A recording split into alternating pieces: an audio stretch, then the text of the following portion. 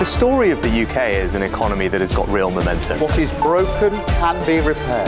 What is ruined can be rebuilt. UK inflation is becoming much more homegrown. We have huge potential as an economy in the UK. This is a time to tell Israel there is a path to peace. Our plan for the British economy is working, but the work is not done.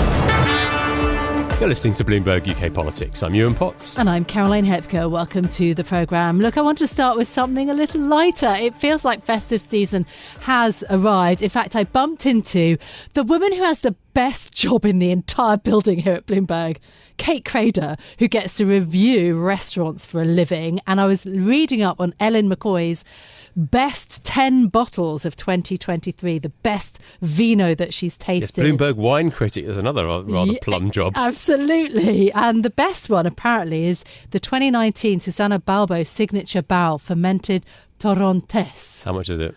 Actually, it's very reasonable. It's not in the hundreds of pounds that some of the other bottles of wine that she recommends are. This one's only sort of £20 to £30. Yeah, I've been perusing the bubbly, actually. I went to a party on Saturday and Prosecco's got quite cheap now, hasn't it? The lower end of Prosecco seems to have got pretty cheap. But I thought it'd be nice to buy some English sparkling wine, which, of course, is always incredibly expensive. That's very on trend, though, this year. Is it on trend? Yes. Oh, good. Well, I'm always on trend. £14 I managed to find, which I thought was actually pretty good for English sparkling wine. But it didn't look quite as fancy as some of the Italian stuff. So I was a bit worried they thought I'd been a cheapskate, but it was quite expensive for me. Yeah. No, well, this and the wine that I mentioned is Spanish, actually, of origin. But anyway, on the Bloomberg terminal, there you go. So a little bit of festive cheer to start this Monday, but there is still plenty of business to think about because we still do have Parliament sitting. Yes, of course, Rishi Sunak faces the liaison committee tomorrow. That's going to be very unwelcome in the week before Christmas. He always gets a big grilling there. And we're expecting a big announcement on schools' guidance on transgender pupils as well. So quite big things coming up tomorrow. Now, Israel's European allies are pushing it towards a, quote, sustainable ceasefire. David Cameron, the Foreign Secretary, and his German counterpart, Annalena Baerbock, have penned a joint letter in the Times calling for hostilities to end. Well, Israel's Foreign Minister Eli Cohen says that any call for a ceasefire with Hamas is a prize for terrorism and we won't agree to it. But after 3 of Hamas's hostages were mistakenly shot by the Israeli military, the Prime Minister Benjamin Netanyahu has faced protests in his own country and growing pressure from abroad.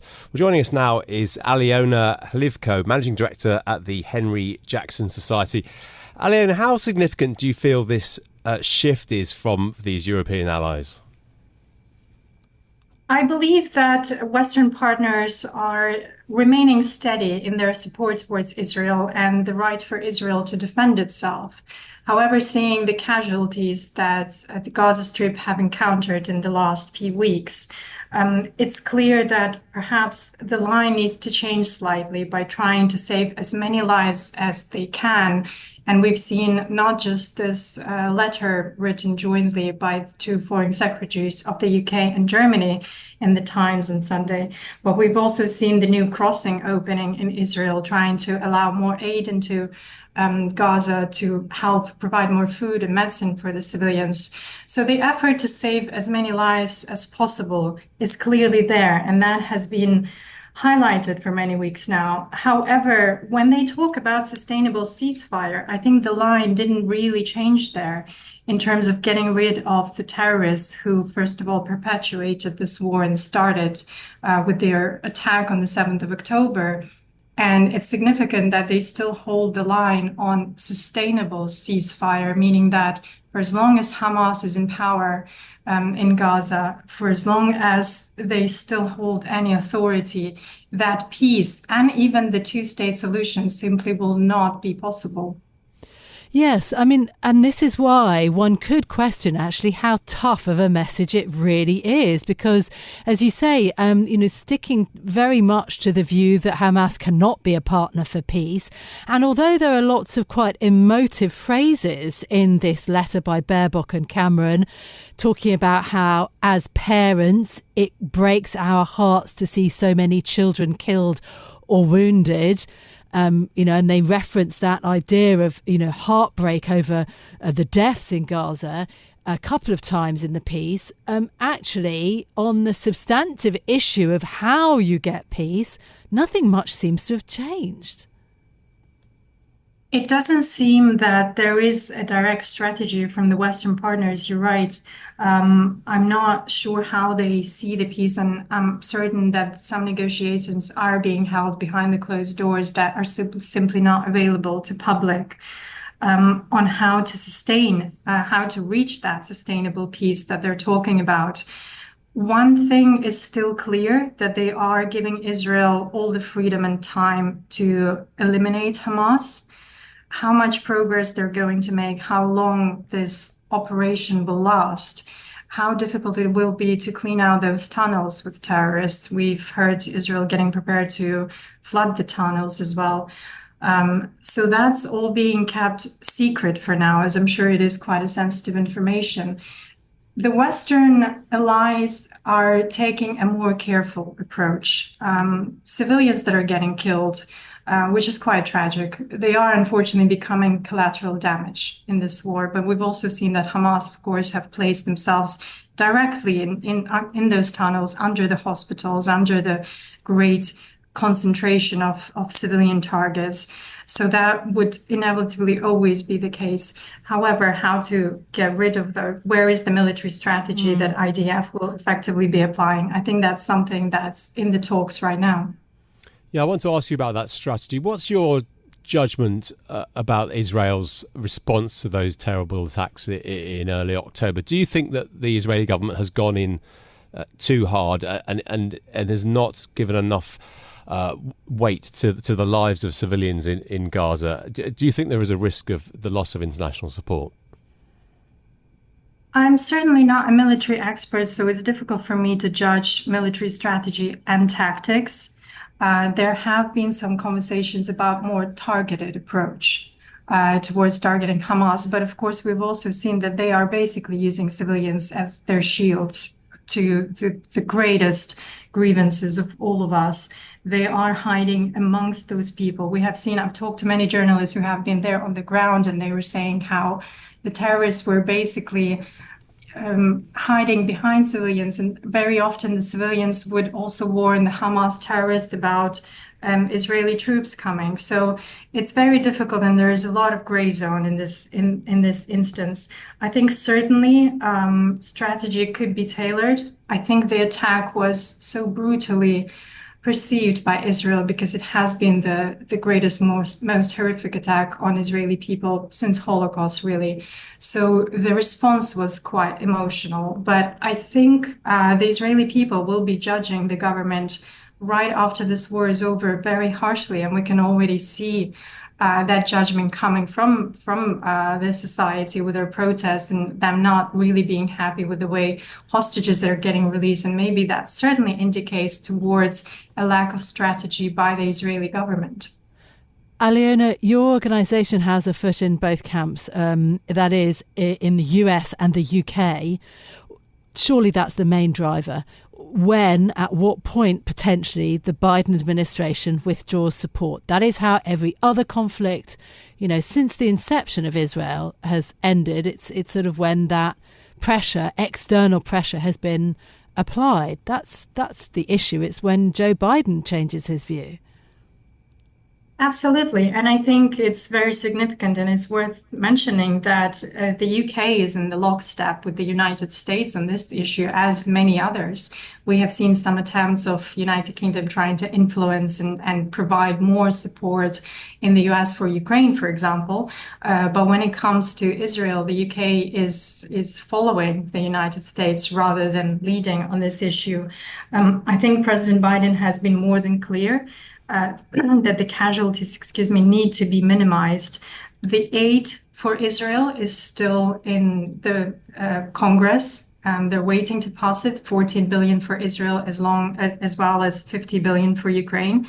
So I think military support is still there, and it doesn't look like it's on its way to dry up, for example, again, comparison to Ukraine. But I think Israel is on thin ice right now, and it needs to tread carefully, and it needs to provide more protection for the civilians who are unfortunately being used brutally by the terrorists. Aliona, you're a former Ukrainian member of parliament. Do you worry that the war in Ukraine has really lost attention as the focus has gone onto the Middle East? It was a little bit troubling seeing how quickly the world turned away. But in all honesty, I think I'm more optimistic than many. In the case, I'm more worried about decisions that are being made on government level, both, for example, by European Union seeing the aid not getting approved, or the United States and Ukraine becoming kind of an issue of electoral preferences and quarrels by two political parties. I think it's very natural that people's attention span moves away from one issue to another, especially if something more urgent comes up. It's only natural that people look the other way. So having been in this game long enough, that's something I anticipated. And I anticipate history kind of moving in sine waves. I'm sure that the attention to Ukraine will come back. I'm not sure whether it's going to be on the same level, but it certainly will go back next year, especially if we gain some traction in spring counteroffensive, which I actually have quite high hopes for. But of course, everything is now hanging on the ballot with that funding approved for Ukraine. What did you make of the Russian President Vladimir Putin, who went back to giving his annual address, a sort of long call-in session, a long speech, and he had, again, very, very harsh rhetoric around Ukraine, that Russia is determined to win, that it will win. What did you make of actually what he said, repeating the same accusations and allegations against Ukraine, motivating the invasion? Well, frankly, it was nothing new. And I'll be honest with you, I didn't pay as much attention to this annual address/show because I didn't expect even anything interesting to come out of it for myself as a political analyst. He didn't say anything new. He didn't lead up to elections that are being held in Russia in March, presidential elections. He addressed some key points. Reiterating why the war in Ukraine is necessary. So it's still pertinent for him to have that external enemy where Ukraine is nothing but a bargain chip, and he's actually almighty and powerful to lead the war against NATO and the West. And then addressing some of the rumors, for example, that it's a body double, that Putin has died long ago. He tried to put on like AI generated image of Putin saying, look how real that is. Of course, I'm real, and all of those speculation you've seen online, that's all nonsense. So I didn't pay too much attention to that. I thought maybe his campaign advisors would have something creative and interesting, but they didn't. And it just shows gradual, very unfortunate, but gradual decline of Russian state as an entity. Is Russia a threat to any NATO nations? President Putin's pushed back as complete nonsense Biden's accusation that he is a threat to the West. What's your view on that? Russia is absolutely one of the biggest threats to NATO members at this point in time. They, of course, will deny everything, but we need to know that whatever Putin or Russian authorities deny, we can almost certainly know that that is true. They might not be as brave and powerful, because they're not, to attack countries directly, at least not until Ukraine is still standing and holding up. But we have seen a plethora of hybrid warfare tools deployed against many NATO countries. First of all, that was first practiced 2 or 3 years ago by Belarus by weaponizing migrants against Lithuania. And now we're seeing the same practice on the Finnish border, even though Finland is now a member of NATO. We have seen disinformation and information warfare waged against Slovakia and some of the signs in Romania, trying to separate that western flank of Ukraine from support of Ukraine. And who knows how far he can go when he's being drunk on this sense of impunity. So I would say that NATO needs to be very careful now in assessing the risk coming from Russia on all fronts. And I think that work is now being conducted by the allies. So they just need to be very vigilant, especially in the new year. A final thought, Aliona, if you would, on David Cameron, returning, obviously a former Prime Minister, returning now as Foreign Secretary. Switching focus to the UK, I wonder how seriously you think Britain's foreign partners will take David Cameron. He's visited Ukraine. He's taken this new, slightly more nuanced stance towards Israel most recently. He's wading into the biggest, most difficult foreign policy issues. What do you make of him so far in terms of his foreign policy? So far, I think David Cameron is executing the foreign policy that was there in place. It's Rishi Sunak's current government's foreign policy that he was brought in as an experienced conductor to basically implement it into life based on his experience, on his previous ties. I don't see any new turns in the foreign policy. I just see his real attempts to solidify and get over the line some critical decisions that potentially will help the Tories in the next general election.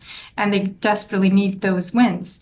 We can see him continuing the line on Ukraine, and that was a strong signal when his very first foreign trip visit was to Ukraine. We can see him trying to build partnerships with the United States. And of course, with his time in the Prime Minister's office, he worked closely with Barack Obama. He had friendly ties with Joe Biden, which is helping him now. He's a familiar face on Capitol Hill.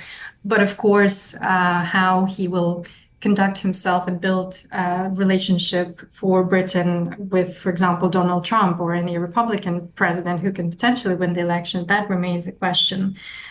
We can see him trying to reinvigorate ties with Northern Europe within JEF, who's a very important military partner to United Kingdom. It's an alliance of 10 Northern European countries, both NATO and non-NATO members, trying to solidify that as the main front post-Brexit in Europe. He's, of course, building strong ties with Global South, yes. Going on meeting with troops in Saudi Arabia. And I think the free trade agreement with India will be crucial for him and probably the biggest win of his tenure as a foreign minister. Aliona, thank you so much for joining us. That's Aliona Hlivco, Managing Director at the Henry Jackson Society. Aliona, striking some optimism over the funding situation in Ukraine. Of course, money for Ukraine caught up both in Europe and in the US by very different political struggles. So, from geopolitics to something that's happening here in the UK, the Crown Courts of England and Wales, which deal with the most serious offences, are buckling under a record backlog of almost 67,000 cases. According to official government data, that backlog has doubled since 2019.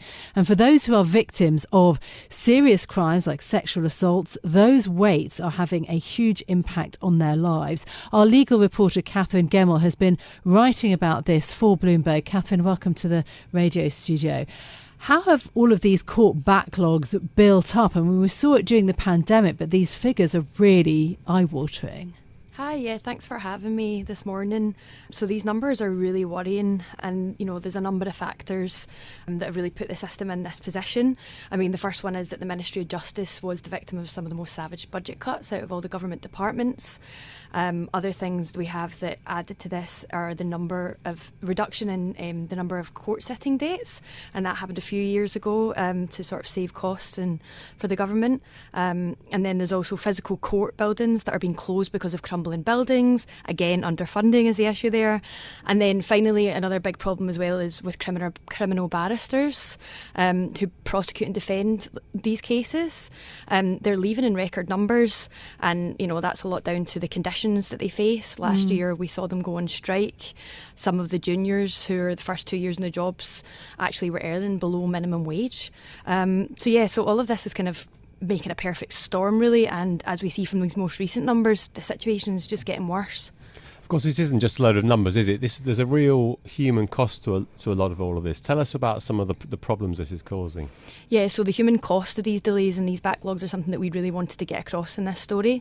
And we have one victim who we spoke to, who spoke to us on the condition of anonymity, and she really told us her story of going through this system. So she told us that on the eve of her trial, of 4 men who were accused of raping her, that it had been postponed for a further year.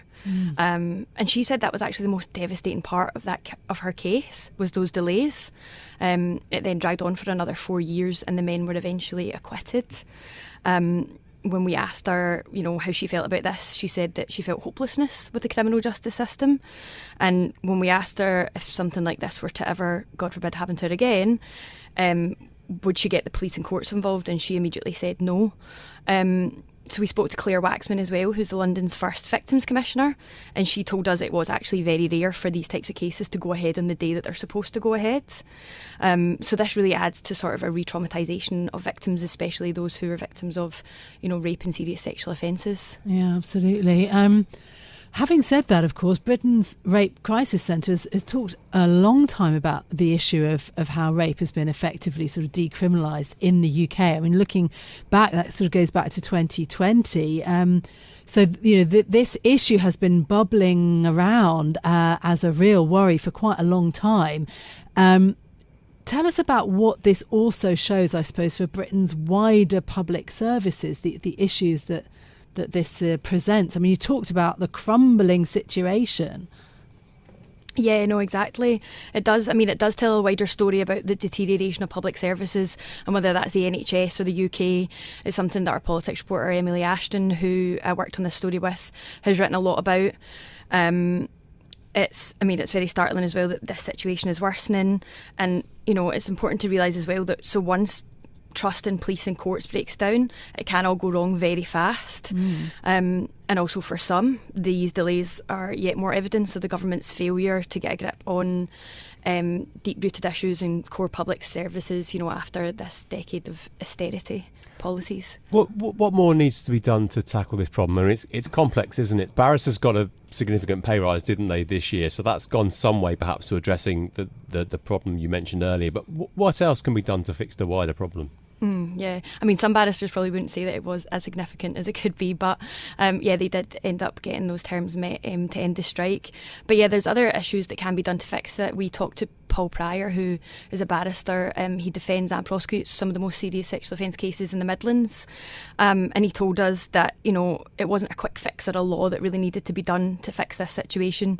It really will take a lot of soul searching and being honest with ourselves on what exactly this needs. But some people just tell us that it just needs purely more funding. It's the money that it needs. Others say there's more granular policy changes that could happen, whether that's specialist fast-track courts for serious sexual offences specifically, so that victims can get justice done more quickly.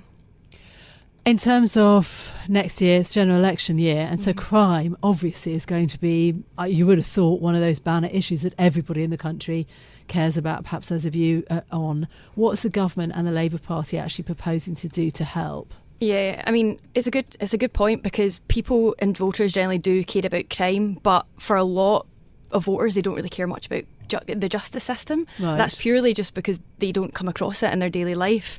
But yeah, crime is something that voters are really interested in and want to see politicians doing something on. I mean, when we asked the Conservative Party, the ruling government, about this, they said that they're actually prosecuting more adult rape cases than in 2010 when the Conservative Party came into power. They say they've launched a 24/7 victim support line, have extended unlimited court sitting days for a third year in a row, among other things. However, in 2021 they did issue an apology to victims of rape and sexual assaults, because there was a report called the Rape Review that came out and found that there was a significant decline in charges and prosecutions of these kind of crimes. For Labour, this is obviously going to be a big touch point for the upcoming general election. In this area, they've vowed to kind of restore basic services in an attempt to tap into voters. Some of their ideas include the specialist rape courts, to use existing space in Crown Court to speed up trials. And they also said that they could introduce legal advocates for rape victims so they're better informed throughout the process as well. So those are kind of a number of points that both sides are setting up ahead of next year.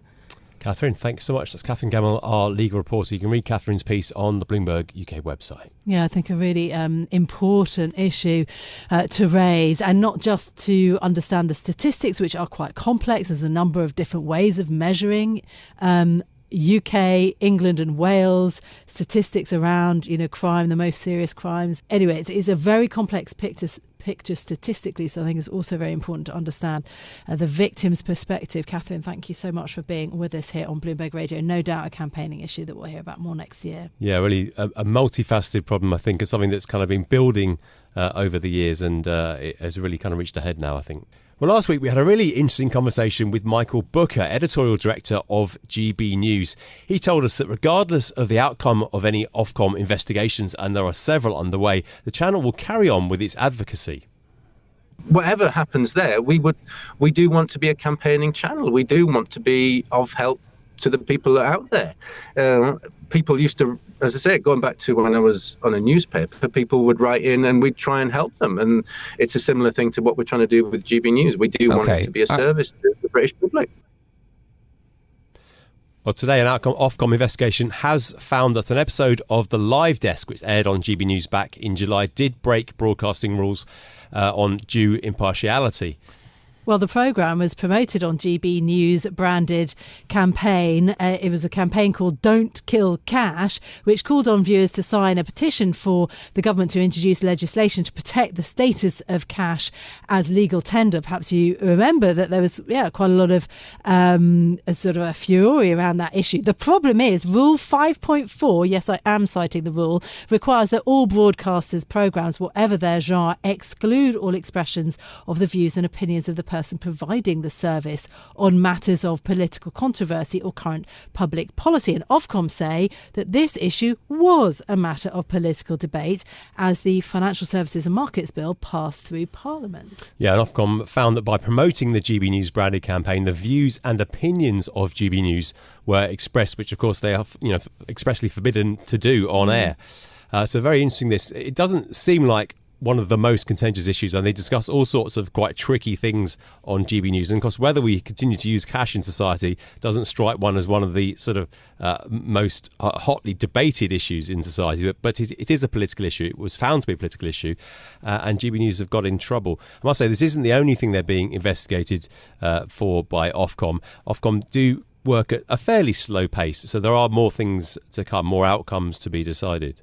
That's it from us for today. If you like the programme, don't forget to subscribe, give it 5 stars so that other people can find it on Apple Podcasts, Spotify or wherever you listen. Well, this episode was produced by James Walcock and our audio engineer was Marufil Hussain. I'm Yuan Potts. I'm Caroline Hepker. We'll be back with more tomorrow. This is Bloomberg. Bloomberg UK Politics. Listen weekdays at noon on DAB Digital Radio in London.